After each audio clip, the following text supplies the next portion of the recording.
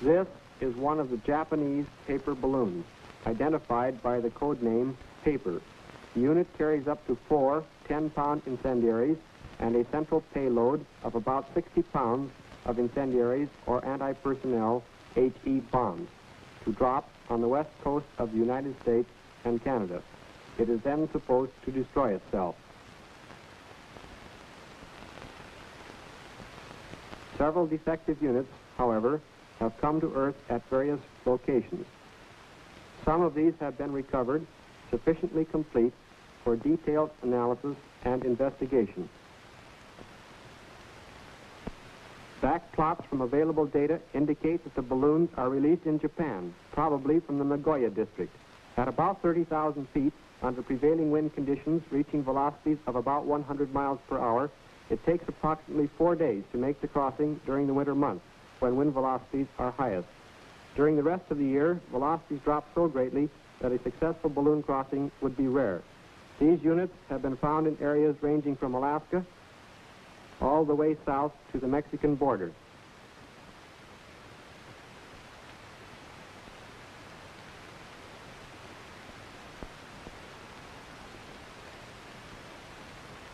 The balloon unit has a paper gas bag, 64 rope shrouds about 40 feet long, and an automatic ballasting and firing control.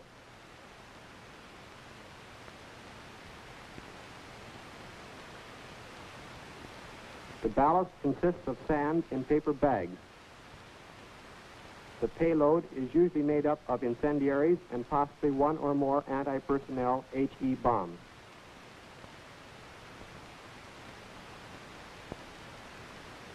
The material of the bag is 5-ply rice paper, about 8/10,000ths of an inch thick. Paper strength is 69 pounds per linear inch when dry and about 37 pounds per linear inch when wet. It has 1/10 the permeability of American rubberized balloon fabric. When the bag is inflated, the paper has a load of only 7 pounds per linear inch, or 1/5 the strength of the paper. The total weight of the bag is about 150 pounds.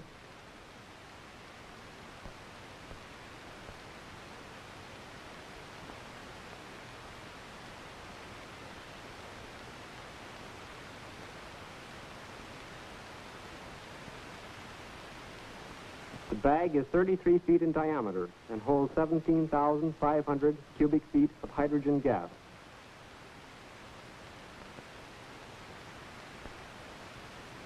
The escape valve is of the single disc type, 17 inches in diameter.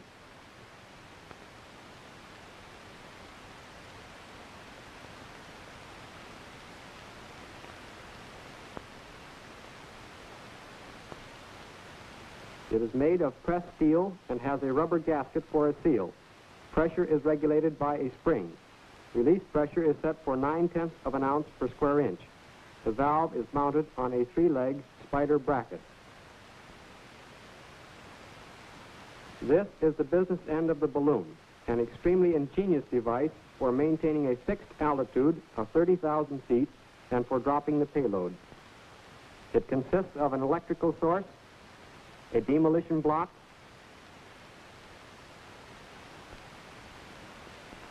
a box containing 4 aneroids,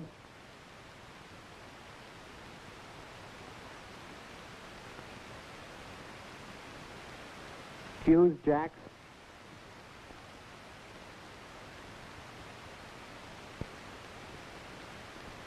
switches, blowout plugs which support the bags used for ballast,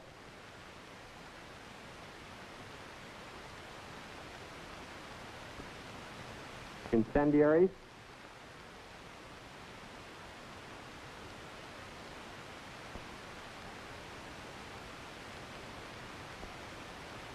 and a central payload.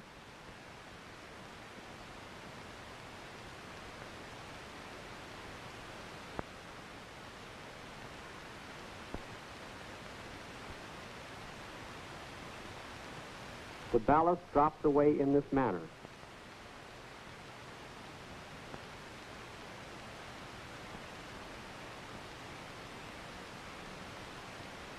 Sandbags, incendiaries, and central payload are suspended by means of T-hooks which fit between the blowout plugs.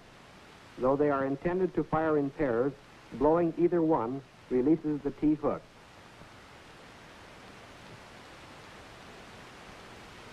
Let's take this ballasting control mechanism apart and see how it's made up.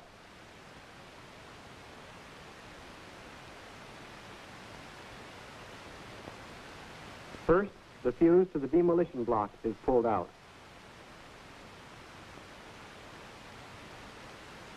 Then the plug from the battery to the aneroid is disconnected. Now, both the battery box and demolition block can be lifted out. Here is the platform on which the battery box and demolition block made their Pacific crossing. The demolition charge is a 2 1/2 pound block of picric acid detonated by a fuse. This charge is supposed to destroy the ballasting mechanism. The battery case consists of 3 celluloid-like boxes, and airspace provides some thermal insulation. A 20% solution of calcium chloride in the middle box acts as a thermal overcoat and is sealed by a rubber plug. The solution helps to ward off freezing of the battery at night and excess heating during the day. The battery within a third box puts out 2 volts and about 10 amps on short circuit. It is a lead-acid wet cell type with 5 plates. Spacers maintain a uniform airspace between the outer boxes.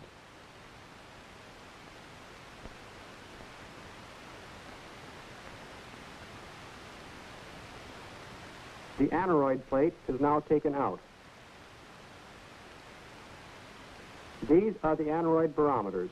The master aneroid is in the center of the board. The 4 aneroids are connected to the battery by wire leads. This aneroid is set for about 27,000 feet. The setting can be adjusted by turning this screw.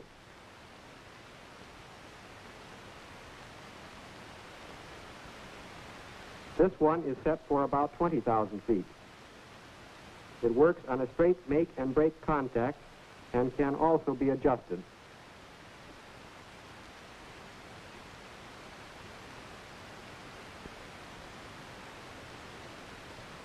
This one is set for between 13,000 and 20,000 feet and controls only the payload.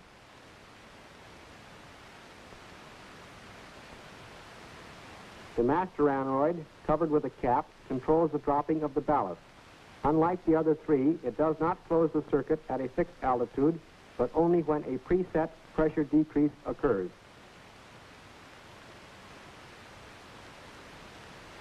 These are the aneroid bellows, which expand with a decrease in pressure. Attached to the bellows is this post, which, in turn, moves the arm through contact at this friction clutch. The arm is pivoted here. When the post rises, the arm is raised, and the contact is opened.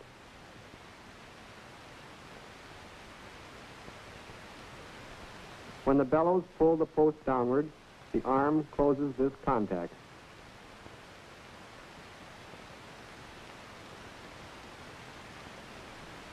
Some of the units are different in that all aneroids are covered instead of just the master aneroid, as on the board to the left, as a further protection against weather, no doubt. In addition, some covers have a triangle painted on them. The aneroid marked with a triangle is wired in series with the other aneroids and is set to remain open up to 8,500 feet before it makes a contact. This is undoubtedly for additional safety in launching.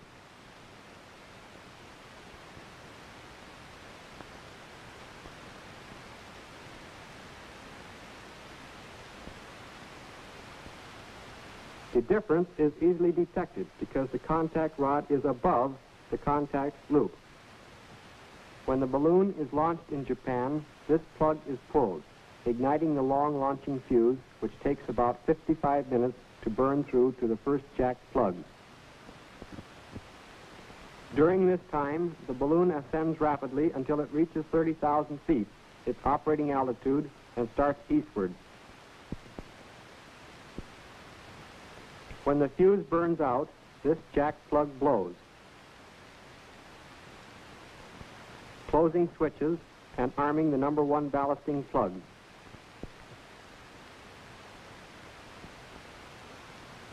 Master aneroid is now in control.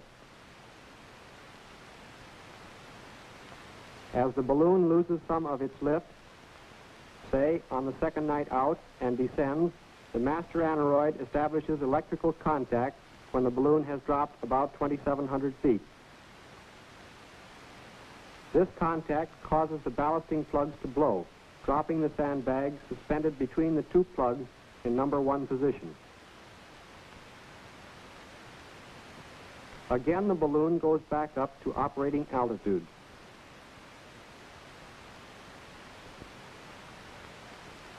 Here is a chart of the electrical and fuse circuits. This is the battery. This master aneroid completes the circuit when the balloon drops 2,700 feet from operating altitude. Should the master aneroid fail, this one takes over and makes contact at 27,000 feet. Should both fail, this aneroid will close the circuit at 20,000 feet. These switches close when the fuse ends blow out of the upper aluminum ring and arm the electrical circuit. The number 1 plugs are ready to fire.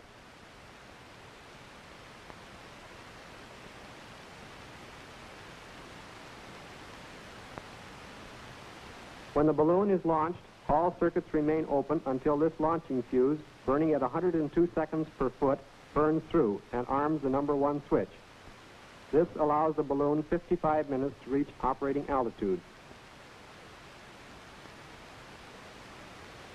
In time, when the balloon loses lift and descends, the controlling aneroid makes contact, causing the number 1 plugs to blow, drop ballast, and ignite timing fuses to arm the next switch.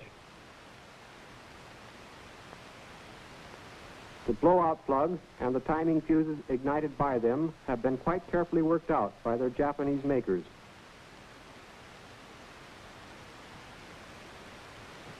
The blowout plug, shown here in cutaway section, consists of a chamber for the powder which blows the plug from the ring. This is connected by a small hole to the squibbed chamber.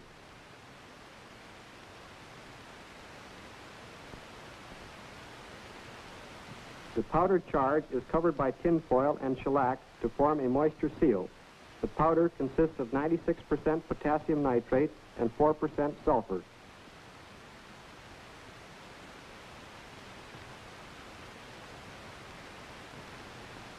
The squibs function on the same principle as American squibs, but are much more complicated in construction. The flame from the squib passes through the small connecting hole. Thus the powder burns relatively slowly from the center to the outside. The plugs are eased out, and the rocking of the ballast unit is minimized. The powder flame from the plug ignites the timing fuse leading to the next jack switch. The brass fuse connections are vented for escape of gases. These vents are also moisture sealed. These fuses burn at the rate of 70 seconds per foot and require 2 1/4 minutes to burn through. This allows the balloon time to rise above operating altitude. The fuse finally ignites the powder charge in this chamber of the jack switch connection.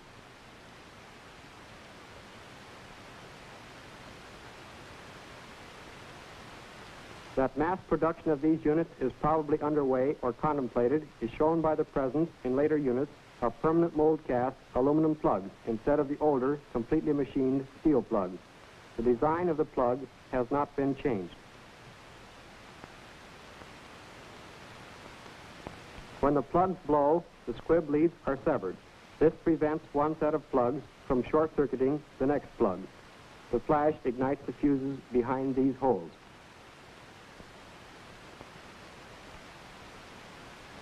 From the number 1 plugs, the fuses burn to the number 2 jack switches on the opposite side of the ring. These blow, permitting the jack switches to close and arming the number 2 ballast plugs.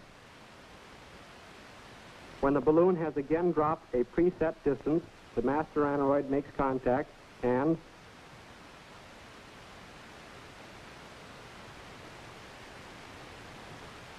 the number 2 plugs blow. The released ballast permits the balloon to rise again to operating altitude.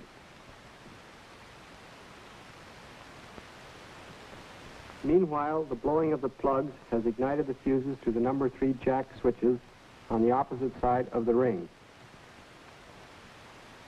When these jacks blow, the number 3 ballast plugs will be armed. Fuse leads are ignited by the number 1 plugs. The 2 1/4 minutes of burning give the balloon time to rise to operating altitude. The number 2 switch closes and arms the number 2 plugs.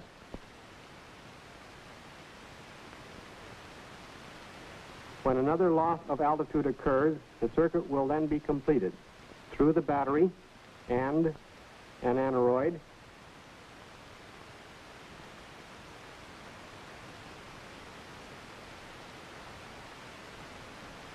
blowing the number 2 plugs, and again igniting timing fuses. This process continues through numbers 3, 4, 5, 6, 7, and 8. However, when the number 9 jack switches close, this arms not only number 9 plugs, but also one of the plugs supporting the payload.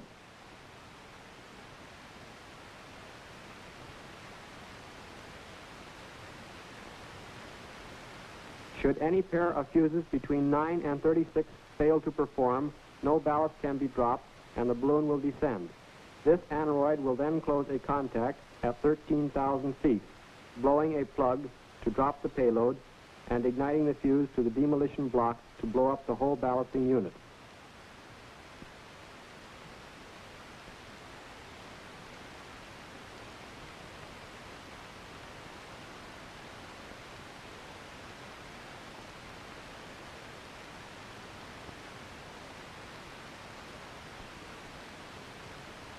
The payload is fastened to this T-hook and suspended from these 2 blowout plugs in the bottom center of the ballasting ring.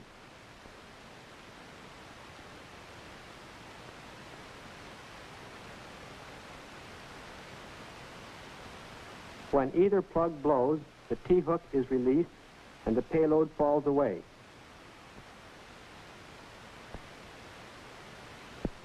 The blowing of the payload plug in the number 9 circuit also ignites the fuse leading to the demolition block.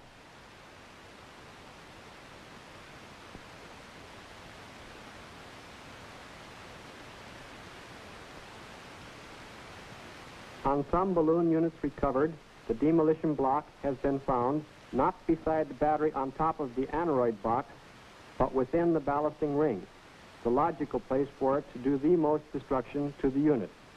This region is also a good location in which to look for booby traps.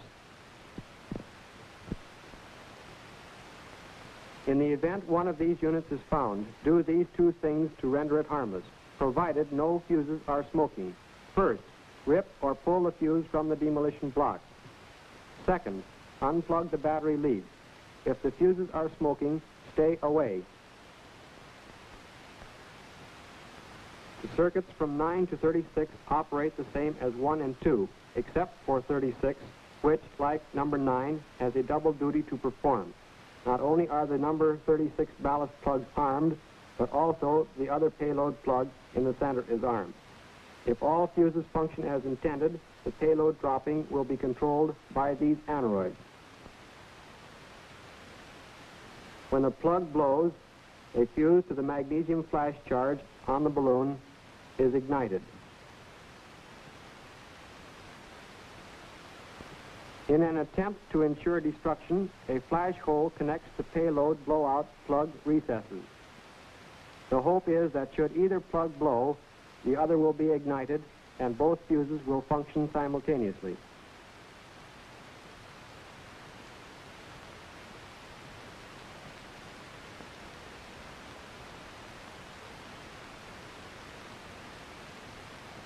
This is the 4th day out, and as the last sandbag is dropped, only the payload remains. Presumably, the lighter-than-air invader is now over our coast. The first incendiary is dropped.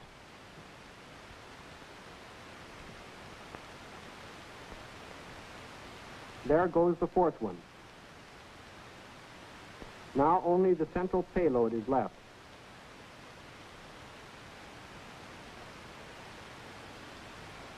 Note that it is suspended from the usual T by means of an S hook. The payload is dropped, and the fuse is burning to the demolition block, which will destroy the ballast control unit. At the same time, the fuse leading to magnesium flare is burning. Freed of the weight of the ballast control unit, the bag sails up to higher altitudes where the magnesium flare will ignite the highly inflammable hydrogen. Such are the facts about this ingenious menace. It may come over in larger and larger numbers. Its makeup may change. It may be larger and more destructive than at present. It can be detected by radar or reported by ship and aircraft lookouts. Defensive measures by all services are in operation to meet this menace.